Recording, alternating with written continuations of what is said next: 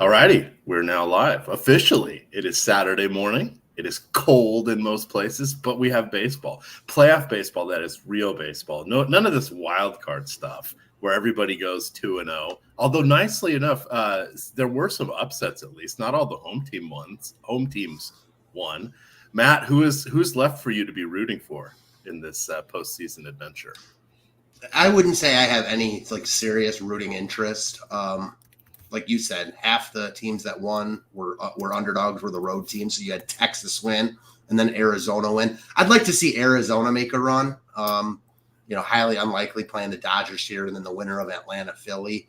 I just love playoff baseball. It should be really fun. I read a tweet this morning. I can't remember who tweeted it, but at least for me, it's like the first fall day where it's cold. You need sweatshirt on, football, baseball. I love this time of year. Yeah, especially with the Yankees and Boston keeping up with they're not in the postseason this year. Normally, that's the sign of fall is college baseball, and then the Yankees and Boston, and remember all those Pedro and Don Zimmer and all the fun that happened in the postseason with those teams. That was when Cleveland was really good too. So we had a lot of series with both those teams. Those were the days. Those were the days. Myself, I am actually rooting for Arizona as well. Funny enough, I don't think they'll make it out of this series, but hey, why not? I was rooting for Tampa Bay, sort of my third adopted team, or second adopted team, third team, but they were knocked out. So I guess by proxy, the Baltimore Orioles, the batters of Birdland, since they are near my Virginia home, I will cast my lot with them. But it feels almost like front running because, they had the best record in the American League. I would not call it front running like in the O's, just because when you have the Braves and Dodgers there, and the Astros. I mean, regardless of how they did in the regular season, I would expect most definitely casual fans to, project those teams to be going farther than Baltimore. That should be a fun series though, Baltimore, Texas. Yeah, I think a lot of these are going to be kind of fun, and we get another round of pitching, so we're going to talk about that. My allergies are in full force here. My allergy meds have not kicked in, so this will be fun. You guys will get to see me rub my nose about every 5 minutes. That will be awesome. Awesome for you guys, not so awesome for me. Oh, wait, I'm not self-conscious, so I don't care. We've got Owner's Box presenting us today, so that is always fun. A reminder, they have quite a bit of overlay on their NFL contest. We'll talk about them in a moment. We also encourage everybody to hit the old like button and subscribe because we have hit another YouTube milestone. We're at 90,900. We're almost about to 91,000. I bet we might get there by the end of this weekend, so that will be fun. And then coming up right after us, same YouTube channel, not on the stream, you're going to get Ben Rossa and Matt Kajeski breaking down college football live before lock. But we're going to jump in here. We'll take a leisurely walk. They're working hard behind the scenes to get our projections up. Oh, are they updated? Excellent. I was buying a little time. I thought, I can't see if they're updated if I don't hit refresh. So projections are there. There we go. Top stacks tool and everything. So we'll talk about that. Big contests are going to be for the 4-game slate. There's some okay size contests for the 3-game slate, and then college football sort of takes over. If this slate would have been yesterday, you would have seen much bigger contests. Sadly, I don't want to get started with the wild card round. At least it's no longer 1-game series. That's my big. It's just baseball. I'm with you. It's just to play 162 games in the season and then have your season over in a best of 3. Obviously, it was worse than a best of 1. It just it sucks. Yeah, there was no fun. There was no fun. In that. So let me get why is that not working? Being at a new place, it's like everything has to reload and get those little internet cookies recached for you. We have Texas at Baltimore. A little bit of rain in Baltimore this morning. It's going to be fine afterwards. I don't even think this game's going to be it. I don't even think it'll impact the start of this game. Should be clearing out. Everything should be good to go. But hey, they got a full day to get this one in, and they're not going to screw around because Baltimore wants Kyle Bradish to be at the apex of his powers and have no interruptions in this start. He is going to be taking on Andrew Heaney in this one. I think today we have basically, our weakest pitchers would be considered Ranger Suarez and Andrew Heaney, and they're not bad at all. So everything regarding stacks, you can overcorrelate in postseason baseball. You have to remember that we have fresh bullpens essentially all the way around because there was some time off here for the wildcard teams as well. But I was surprised the wildcard teams are kind of going with just continuing along in their rotation. Yes, Bailey Ober's the other one. I was a little surprised that they're starting off with him. But I guess why not? If you're going to burn one in Houston, you may as well not use one of your better pitchers and then figure it out from there. So here's the thing for me, and I think you'll agree with this. I agree. Suarez is not bad. He needs opening for Dunning. I think those guys aren't bad. But for the first, I know we're past the wild card round, but for the first game of the divisional series, it's a little bit weaker than I'm used to, especially with those guys. Because like you said, they decided not to just run the Wheelers. The Twins would have run out with Sonny Gray. I am a little bit surprised that Minnesota's starting Bailey Ober over Joe Ryan, but again, I am not in that locker room, so I wouldn't really know why.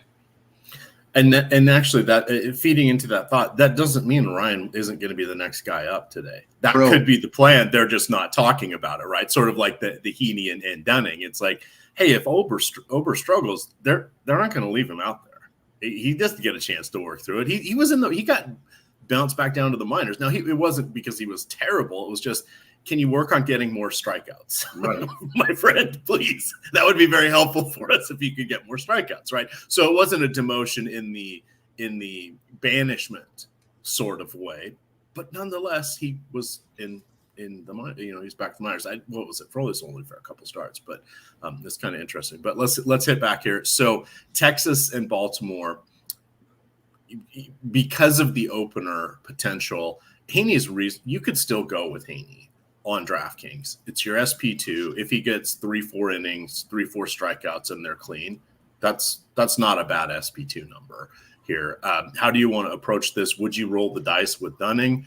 And then and let's then talk about Bradish as well, since I think he is the gem of the day personally. I feel pretty icky about both the Texas pitchers here just because I don't expect Heaney to pitch that long here even if he's pitching well. Certainly if he's not pitching well, they're not going to leave him in there, just as you mentioned with Bailey Ober. And then Dunning, similar. You already have the limitations of he's not starting the game. If he's not pitching well, they're not going to be afraid to pull him either. They're cheap, but it's not like they're in a good spot against Baltimore. So I don't think using either of them is crazy as an SP2. I don't think it's the most optimal way to go, though. I think that Bradish is probably the guy we want to talk about. I like Bradish. He's been good basically all year. He's too cheap at 7,500. I like Bradish a lot. I think you can make a reasonable argument that at his price, he's the top SB on the board. On the flip side of that, though, I also have interest in Texas, and that's how a lot of these playoff slates work. Yeah, you're doing it both sides or whatever. It's like everybody at this point has a pretty good offense. Right. Has pretty good pitching, right? The weaknesses here would be potential number 2 starters on a lot of teams. And when we get down to the Oaklands, the Detroits, the Nationals types of rotations, that's sort of what we're looking at. So everything's kind of relative today.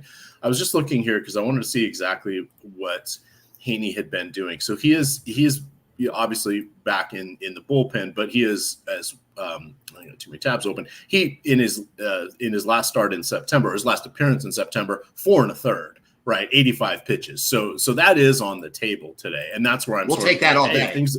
If things are going well for him, a good 3-4 innings is fine. If things go poorly, they've got Dunning's already going to go. If we look at Dunning, he's good enough to go 60, 70 pitches as well. So now we've got, well, great. You know, we don't need more than 140 pitches probably to get through this game. These guys have it covered, right? And then you got managers tinkering. You've got, you know, with Baltimore striking out, you know, all the youngsters feeling a little pressure, even though they're relatively seasoned at this point, or are they mashing? And then we're going to get another pitcher here. When you look at Bradish, would you give him SP1, like top pitcher of the slate, all things considered? In the vaunted, I don't think that's crazy at all. Yeah, I don't think that's crazy at all. I don't feel like there's any one guy that like you look at and you're like, okay, this guy is head and shoulders above the rest, except for Strider, obviously. But he's also really expensive and in a really tough matchup. So that's why I think you can kind of, you know, if you want to say that Bradish is your number one guy at 7,500, he's just way too cheap. So certainly Strider is a better DFS pitcher than Bradish, but even in a tough spot, like there's no reason for Bradish to be 7,500 here and Bailey Ober to be 8K in an even tougher spot. So I would understand why someone would say or could say that Bradish is the top guy on the board for them. Yeah, I don't have a problem with that at all. Yeah, Bradish is his second year, essentially, in the league. Last year, he made 23 starts. He had a 4.5 FIP. This year, he had a 3.3 FIP, so took that down dramatically. Strikeouts went up, hits went down, home runs went down, walks went down. So he's kind of doing everything the Orioles could hope for at this point.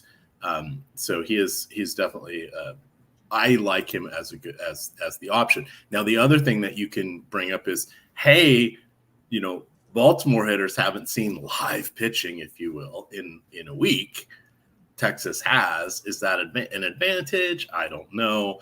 You know, these guys obviously have been taking in-game batting practice type considerations. They're professionals, etc. But this is the one where you get the announcers. Well, they sat around for too long, Matt. That's why the Baltimore offense came out slow. It's like, no, they weren't sitting on their couch for the last week. I promise you that. Crusty old announcer talking about these teams. Wrap us up here with the Baltimore offense, because I guess I'm not surprised, but Aaron Hicks in our lives, that just doesn't feel like postseason baseball. I feel like we saw this exactly the same. I look at it, you know, the tools, and they're coming in as the highest owned team, and I'm like, whoa, like, let me take a step back. But then once you analyze it a little bit further, it makes sense. First off, they're facing the weakest, or, you know, one of the two weakest pitchers on the slate. So that helps them a lot. The second thing is, and again, I'm not really sure how to, put this into practice, but I saw this a lot in the wild card round. And then, you know, just from playing playoff DFS for a long time, this is definitely something that comes to fruition. They're the first game today. We're going to have those lineups. The Dodgers and Diamondbacks, we won't even have anything close to their lineups. That's going to boost up Baltimore's ownership, if nothing else but a little bit, because you're going to know who to play there. So, again, I don't think that kind of makes me want to get off them a little more, because I think that is pushing their ownership up. But it makes sense. It kind of goes into what I said at the beginning. It's a little bit weird of a playoff slate, and just in that we've got some really good pitchers and then some just okay guys. You're right. There's no gas cans on here, but Baltimore facing the Dunning-Heating combo, Houston facing Ober, Atlanta facing Suarez. I don't really see why Baltimore should be owned higher than those two teams. So while I like Baltimore, I think I'd rather get to like the Atlantas of the world, the Houstons of the world, teams with slightly higher top stack percentages with slightly less ownership. All right. Anything else you want to mention from this game? I like Texas, as I mentioned. You know, Texas and Philadelphia look really similar in our tools, both with about a 10% chance of being the top stack, and 7% ownership. I get the case for both of them. You're going to have more ownership on Strider.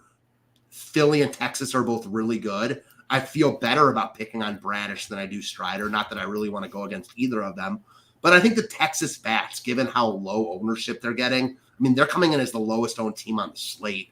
And I like the way they looked in that Tampa series. So I'm not going to like sell my soul to ram all these guys in. I mean, they are the most expensive team, but especially with Bradish's ownership. I mean, this is his first playoff start.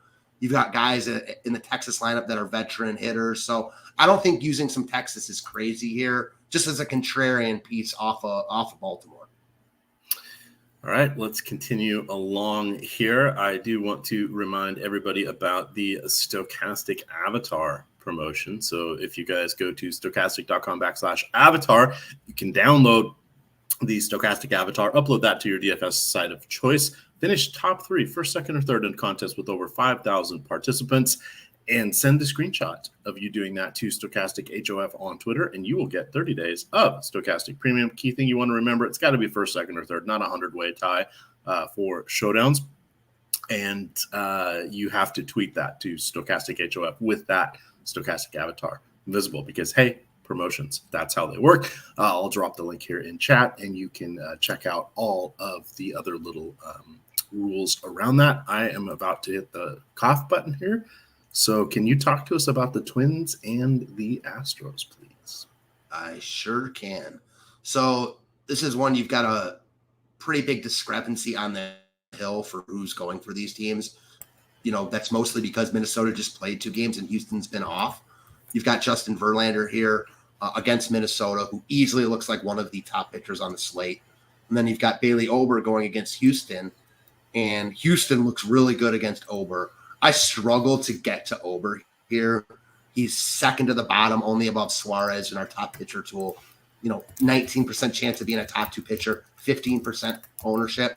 So based on that, I get it. Like if you want to jam in all expensive hitters and use a Ober Bradish combination at pitcher, I don't think that's the craziest thing in the world. I also don't think he pitches really well in this spot. He's not going to go very long, presuming that he's not pitching lights out. There's a veteran Houston offense, obviously coming off winning the World Series last year, tons of playoff experience. A little bit surprising to me that they're decently below the Dodgers and Braves in our top stack tool. The Braves are in a tier of their own. Then it's the Dodgers. Then it's, 5 teams lumped together, and then Arizona. Surprised Houston, while they are top in that second tier, surprised they're not like right on the same level as the Dodgers. That said, 13% chance to be in the top stack, 15% ownership. Looks right on line for me. I like Houston here, excuse me. I think they look like they're in one of the better spots on the slate. And then I'll also pivot to Minnesota because Verlander does look really good here. But this is a guy that's been prone, susceptible, however you want to put it, to left-handed power for a while now. He's going to be the second highest owned pitcher on the slate, right above Bradish, right below Strider. So I don't think using a couple Minnesota bats against Verlander is crazy at all. We've only got 4 games. Minnesota is a team with a ton of power. They're not going to be highly owned. I view them similarly as I do Texas. I think Texas is a better lineup and probably rather pick on Bradish than Verlander. I also think Minnesota has slightly higher upside, just given that propensity Verlander has to give up lefty power. This is an interesting one for me. I think both offenses are certainly in play. If you're making an optimal cash line or whatever it is, I think you're looking at Verlander and the Houston offense. So I wanted to call up Ober's little trip back to the St. Paul Saints. So in his 7 games prior to making his 1-game demotion, he had allowed multiple home runs on 3 occasions and home runs in all 7 of those games, and his strikeouts were down. He went back down to St. Paul, and on 65 pitches, he cruised through 5 innings. Obviously, Matt regained his confidence, and when he came back up, he allowed just 3 home runs in his 4 subsequent starts, and he finished up with 17 strikeouts in his last 12 innings. So obviously, needed to get the pretty girlfriend, right? I was watching some cuts from Moneyball. It doesn't have a pretty girlfriend, not a lot of confidence. Don't think we can draft this guy. So clearly confidence at an all-time high with him. Oops, we did just get the official Rangers lineup here. I guess Evan Carter's the only semi-surprise being up that high in the lineup. It's Semien, Seager, Grossman. Oh, go ahead. Carter had a great series against Tampa. I mean, only 2 games, but I think he reached base like 7 or 8 times. This is the hot hand approach. Hey, it's playoff baseball. Why not? Why not? So Carter batting 5th behind Adolis Garcia, Jonah Heim, Nate Lowe, and Josh Jung, and then Leody Tavares. Look at that. The number 6 and number 8 hitter all-stars this year. I love that for Texas and Bochy. Like, I know they're, we talk about this in DFS a lot. Like, we know that, like, BVP is real, but how do you can't really put your finger on it. You don't know what's real and what's not real. I like Bochy being aggressive. A series they're an underdog in. They're on the road here. They just beat Tampa as an underdog. Carter is red hot, so he moved him up in the lineup. I love that. Yeah, and not to besmirch Nate Lowe, he was a Silver Slugger last year. So not this season that just ended, but last year. Pretty formidable bottom of the order there. All righty, back to Twins and Verlander. We get to talk about my favorite thing. Too bad Finn hater. Too bad Seth, I'm sure, is not watching this morning. But somehow he's going to know I'm going to mention you can play hitters against your pitchers in playoff baseball. It's okay. It's totally okay. And why is that? Well, 1, it gives you differentiation. 2, I don't think anybody's getting a no-hitter today. They could, but I don't think so. And 3, quick hooks. So you have quick hooks means you're probably going to get 2 against even the good pitchers. You're going to get 2 hits against the bullpen, meaning it's not against your guy. The bullpen's going to be fresher arms. It might even be harder to get a hit against them than it is against the starter. But the point being, we're trying to capture a very limited number of home runs and RBI today. This may be the way to do it. Now, I'm trying to remember if there wasn't really a great example, but it would be like if Gaussman had gone more innings and had a few more strikeouts, then when Royce Lewis hit the 2 home runs against him and, 2 home runs, 3 total runs in that game, you could have seen both of them surging up the leaderboard lineups with both of them. Right. So you don't have to do this, but I wouldn't avoid it. That was actually a perfect example because Minnesota only had 3 hits that day. They pulled Gaussman a little bit too early for it to work out like that, but you're 100% right. And let's say Lewis only hits 1 home run there, or they leave Gaussman for longer. 100% that's optimal on that slate. Good call. Yeah, and it's, it may happen, it may not, but we've got Verlander, who, he's 41, 42 now. He is, we know he's giving up home runs. You have the Twins have a fair amount of power. Verlander does give home runs. He will give them up to righties as well. But it's an interesting spot because he's going to get his strikeouts, and these are different ways to approach things. Because remember, and with all the sim talk and all that other stuff, which I think is absolutely appropriate, there's a far different in baseball, big difference, and even in football, difference between the optimal, meaning the perfect lineup, and the winning lineup, right? Baseball's optimal lineup, well, you better have a home run at every position because that's how it's going to work on a normal slate, right? The post-game slate, your optimal, well, you pretty much better to get every home run that's hit. How many lineups are going to have that? Well, if there's 5 or 6 home runs today, not many. But that's how you kind of need to look at this. So we've got 2 measuring sticks. How do I get enough points to win and be different versus the optimal lineup? Now, basketball, entirely different set, right? Far more projectable sport. Your optimal lineup, probably almost going to be the winning lineup. Not quite, but pretty damn close a lot of nights. So it's just something to think about here. Talk us through. The other thing, just to take that point a step further, we've got 3 pitchers. There's 8 pitchers today.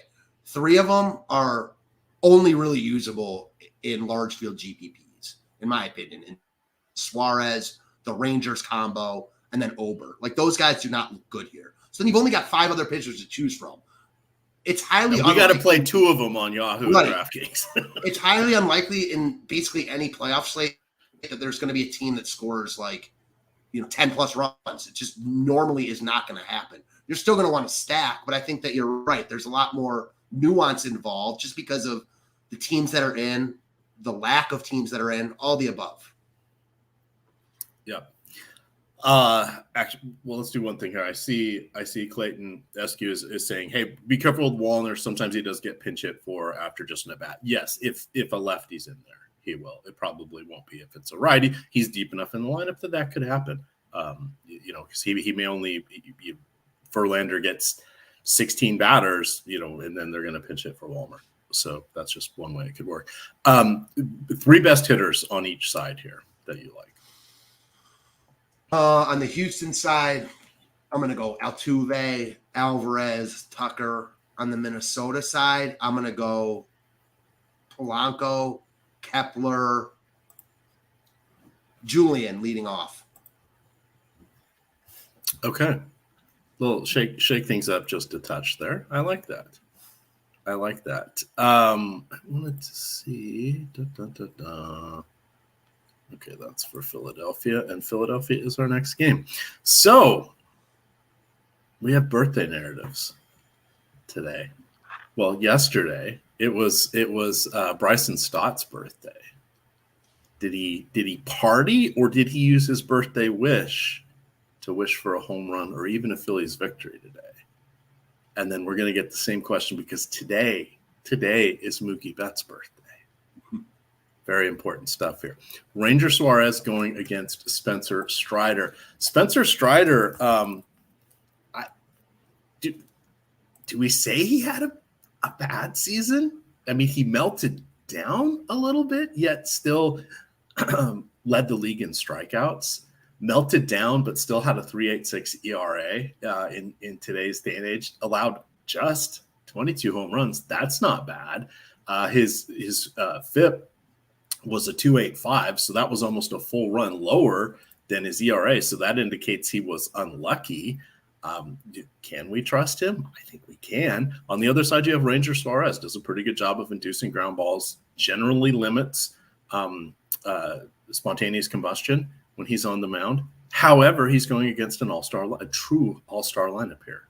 Half a dozen batters made the all-star game this year that he will be facing today. That's a tough ask, and he's on the road.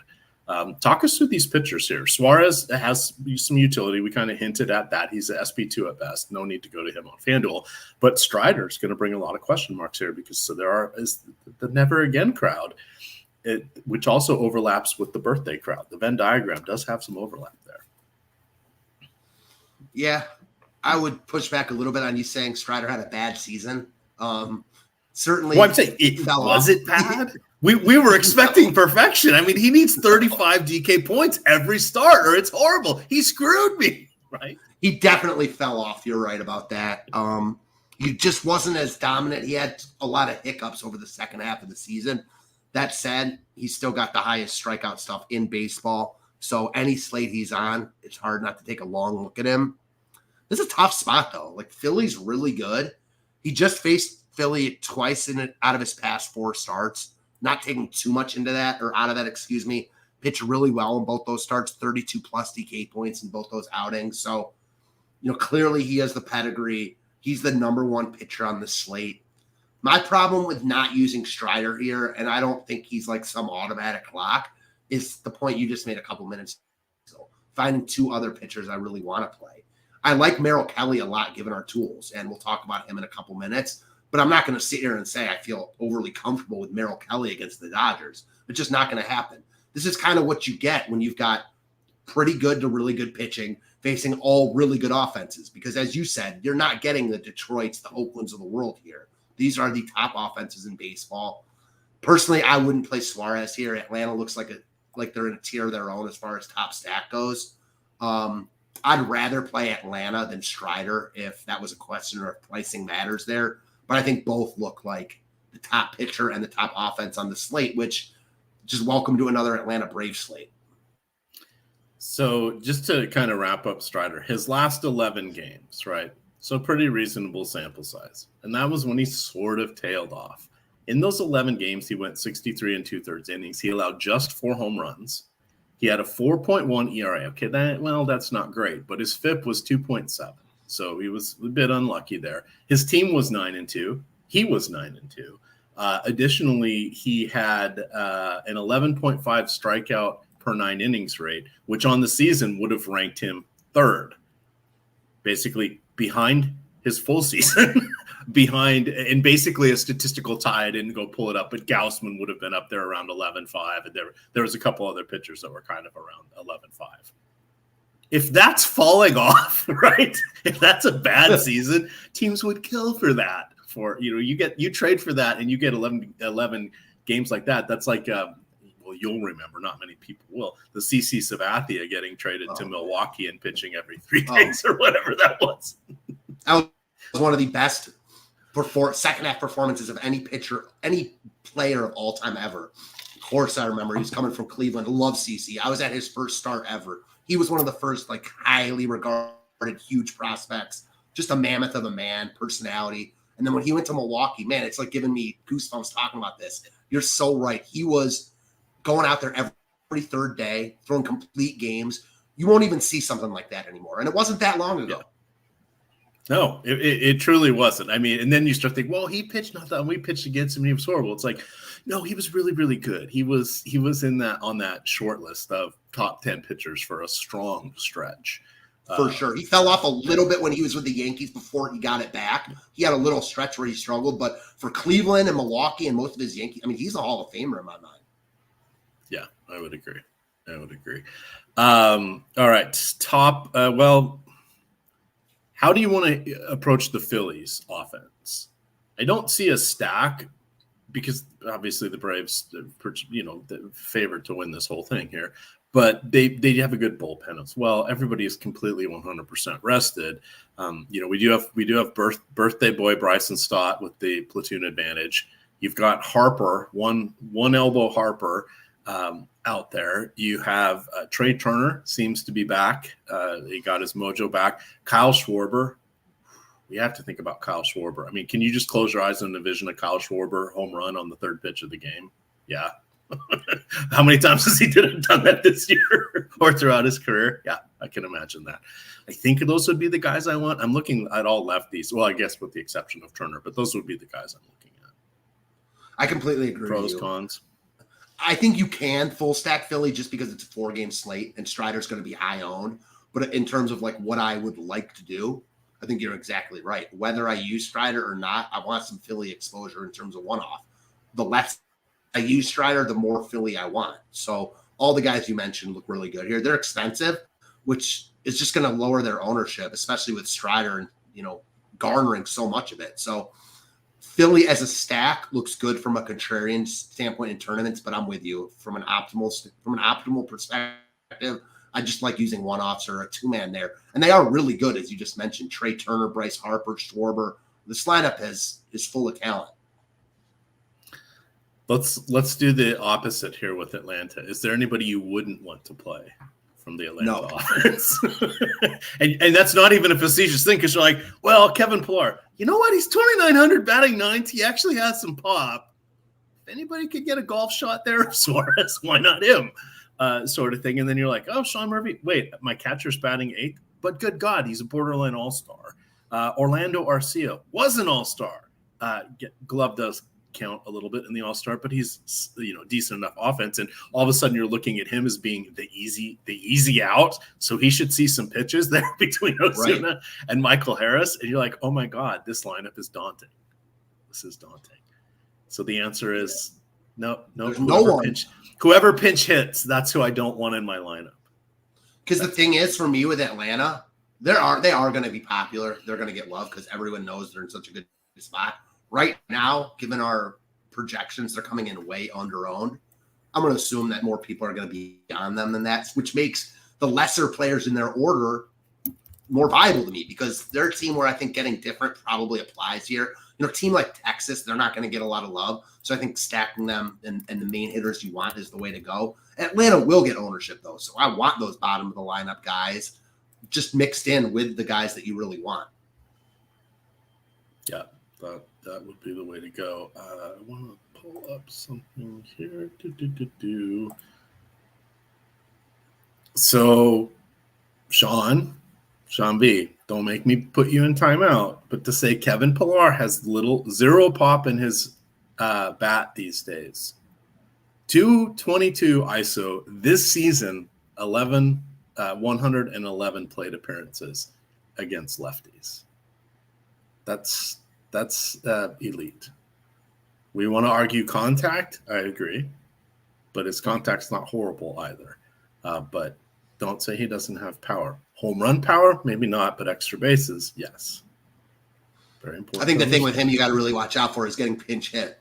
That is a risk. You could see, I mean, I'm trying to think of the lefties have, you're right, because they're going to go to a righty. 1.3 at bats for Pilar. Yeah, I mean, that sounds about right. That's like a median outcome. Yeah, right? I would be surprised if he doesn't get 2 at bats here. Like, if he doesn't get 2 at bats here, they've really hit Suarez hard in my mind. And at that point, they might just leave Pilar in, because the other thing about Pilar is he's a great defensive outfielder. Yeah. So, there's a ton of, what's the word I'm looking for? A ton of if-ands here that you can look at. All right, let's go on to our next one. Pilar does have 9 home runs this year, if you were wondering, Sean. 9 home runs, 10 doubles. Yeah, so he has 19 extra base hits in 206 plate appearances, 197 at bats, so about 1 every 11. Gets an extra base hit. Merrill Kelly. God, Merrill Kelly had a long and winding road to the show. But did you know he was drafted 3 different times? I did not. I know he played in Japan. I did not know that. He was drafted out of high school and then twice out of college. Ultimately landed with Tampa Bay. When he was with Tampa Bay, he never cracked anything higher than Durham. So 2014 was his last year in Tampa Bay. Kind of washed out, played 4 seasons in the KBO. And then came back in 2019 as a 30-year-old. Arizona gave him a chance. They are quite happy with that moment. He has is that going to let me do it? No, because I have too many things going right now. I was just trying to see if I could look at his overarching numbers. But basically, during this time, just eyeballing it, he has slightly below a 4 ERA. Not bad for someone that spent 10 years after high school before even cracking a major league lineup. It's pretty cool. Now he is going to be facing pretty tough team, Los Angeles Dodgers. Dodgers, we actually playing that same game with the Dodgers of who don't you want on your team. The answer is I really would prefer not to have David Peralta on my team, even though it's the remember me spot. Peralta would be the one that we can question about having power or not anymore, Sean. It's been a rough year for him for sure. Miguel Rojas not exactly excited about him. Yeah. Well, remember me, but he's had ample time for them to remember him this year, and they aren't sorry. He's no longer with them. So that makes it tough. Break us down with the pitchers here, because arguably these are pitchers. One of these pitchers should be the second best pitcher of the slate, and the other could be in the mix. Obviously, they're battling Strider and Verlander for those honors, but Kelly and Kershaw both at the top of their game right now. Well, Kershaw at the top of his game for this season. He's no longer Apex Clayton effing Kershaw. Sure. He's still pretty good, though. So, for me, this is one, and we talked about this the whole show, like all the pitchers on this slate for the most part are good. All the offenses are pretty good. Looks like both pitchers are kind of just falling by the wayside. Kershaw is not getting the ownership that Verlander or Strider is. He's priced higher than Verlander, 700 to be exact. Clearly he's under Strider, but he's not getting the ownership that those other guys are getting. And then Merrill Kelly, priced a little bit higher than Bradish. Same story with him. Him and Bradish have a very similar top two pitcher score. Kelly about 23.5%, Bradish about 25%. Bradish is getting 4 times the ownership. He's coming in at 40%. Kelly at 11%, 11 to 12%. So while I like Bradish better on paper, better spot, he's not in LA facing the Dodgers. He's at home. I think Kelly looks really, really good in tournaments as a pivot. I would have no problem pairing both pitchers in this game, knowing that you're probably giving up a little bit of projection, but you're making it up and then some in ownership.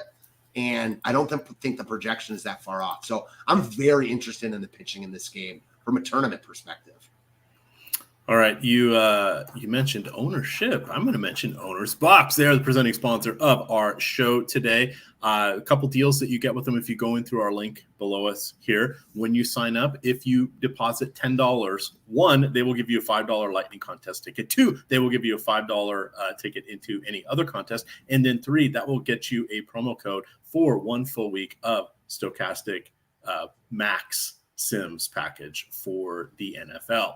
That is a $199 value per month, but you're going to get a week free just for depositing $10 and playing that over there on Owner's Box. And they're going to give you $10 essentially in credit. So it's almost, but not quite free. So it's pretty good.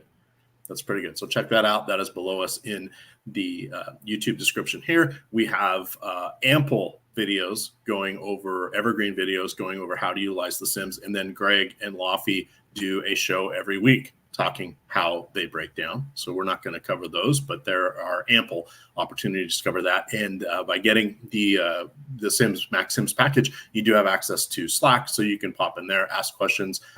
You can tag me, you can tag Greg. We'll point you to where the videos are, etc. There's a full channel dedicated to talking about how to utilize the Sims. So there's a pretty good support network here. Key thing: don't wait until an hour before lock to start asking questions. Everybody's going to be busy building their own lineups. But other than that, you got it for a whole week if you come in, sign up here at Owner's Box through the link below us here.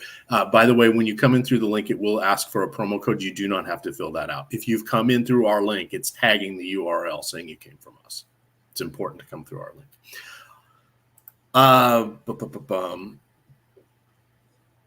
Last thing on Kevin Pillar. He's 2 for 6 lifetime with a double and a home run against Suarez. Sean, you missed BVP. Sean is not in postseason form right now. For shame. For shame. Let's look here. If you're going to attack one Clayton Kershaw, who has proven that for brief moments he can be a mere mortal, who is it going to be from the Diamondbacks here? Because they're very familiar with Kershaw, and much like the Dodgers are very familiar with Merrill Kelly at this point. So when I first popped open the slate, I thought definitely some pieces of Arizona are viable, and they are, no doubt about it. However, I take a step back and look at the ownership of everything, and Arizona looks to be overowned. They're far and away the last team in our top stack tool, yet they're 5th in ownership. It's because of the value element that they present and the fact that they've got a ton of right-handed power against Kershaw. Tommy Pham, Christian Walker, Lourdes Gurriel, Ketel Marte. These are good hitters. And this is why Kershaw is not getting as much love given his price tag as some of the other pitchers. So I think from an optimal perspective, like if I were making a cash lineup, I would not be surprised at all if I had 1 or 2 Diamondbacks hitters in that lineup, just given their price tags, their propensity to hit against right-handed pitching, the fact that they run a little bit. So Arizona looks decent from a value perspective. In tournaments, though, I do like the Kershaw side more. And then I think the big question is what to do with the Dodgers here. Like, how do you put the Dodgers compared to the Astros, Braves, and Orioles? Those are the top 4 teams. How do you see that? Say that one more time. The top basically 4 you'll ask me to rank the top 4. Yeah, more or less. Like, how do you, not even, just like, how do you view the Dodgers compared to those teams? Okay, so for me, it all comes down to Muncy and Freeman, and I have irrational love for them, and that's it. It is what it is.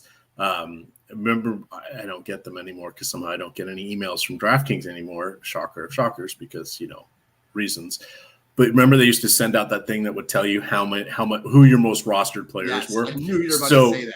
Yeah, so Peralta was for a long time when he was with Arizona. Bellinger was for a long time when he was with the Dodgers. If I was getting that today, it would be Freeman and Muncy, because I play them all the time. I go up for their $23 and $25 salaries every time on Yahoo. I just tend to play those guys a lot because just the raw power that they have, and they're perfectly fine against lefties. So even if a lefty reliever comes in, they've got a chance for an extra base hit. So that's going to get me to put them number one. Number two, it's going to be the Braves. It's just, and at that point, you're looking for differentiation. Where's the differentiation spot? Well, I can't play Freeman and Olsen in the same lineup unless I'm playing on FanDuel. So all of a sudden now I'm picking between those because Olsen is one of my faves. But Austin Riley, no slouch. Ronald Acuna in rarefied air doing things that nobody else has done before, and the bases and with the home runs. So, but now I've mentioned the five most expensive players between those. I can probably fit three of them in my lineups. So now if I want to go there, and I may not be able to fit the three Braves. So now I'm back to looking to the Dodgers, right? So it's like, okay, so now I'm landing on the Dodgers. If I bring in Houston, gets a little more interesting because I'm not going to burn a first base slot because I could care less about Jose Abreu. Shout out for an amazing career, long time, just outstanding, but not going to get there. But I will get to Alvarez, Bregman, and Tucker. So all of a sudden I'm playing some different positions. So I think they end up moving ahead of Atlanta for me all of a sudden. And you're like, wait a second, how am I going to get my Atlanta love? The hint is Kevin Pillar. We've already talked about that. And then rounding it out, I think for me, it's going to be Philly and going for the leverage. And then it's going to be, Harper, Schwarber, Stott, and would be my main guys. It's so funny to me. Like, playoff slates are a lot of fun, but they're also really tough. There's 8 teams on this slate. I view the top 4, the 4 you just talked about with Baltimore in there, very similar. Like, choosing between them is difficult. They're all very good offenses because they're all in the playoffs, and they're all in pretty good spots considering the pitchers they're facing.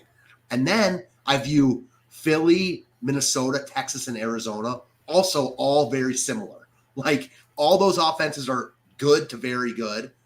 They're all facing tougher pitchers. They all have upside in their own right. So, I hate to be this guy, but it is one of those classic slates where pretty much everything is in play. No doubt about that.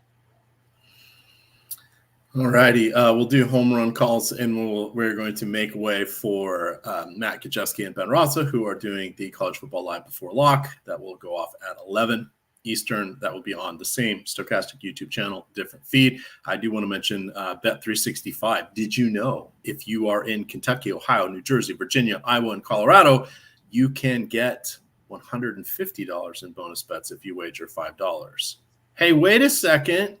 Wasn't it just bet one, get $365 or something like that, EMac? Well, yes, it was. And we told you to go after that promo because it was going to go away quickly. And guess what? It went away.